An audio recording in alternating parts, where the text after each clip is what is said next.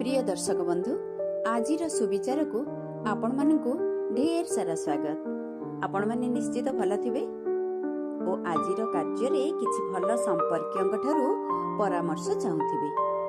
जो माने संपर्क रखियाकू भल पाती से माने भूल जेते बड़ हेले भी क्षमा करि दियंती, काहेकि ना से माने संपर्कर मूल्य बुझिथांती। जो माने संपर्क रखिबाकू चाहंती नहीं एमाने प्रत्येक कथारे छोट छोट भूल को धरी थांती, कारण से माने चाहंती संपर्क शीघ्र भांगी जाऊ। हेले संपर्क थरे भांगी गले जोड़ी होई पारे सत, किंतु से संपर्क रे सेते मधुरता न थाए, प्रति मुहूर्त रे तिक्तता सृष्टि हुए।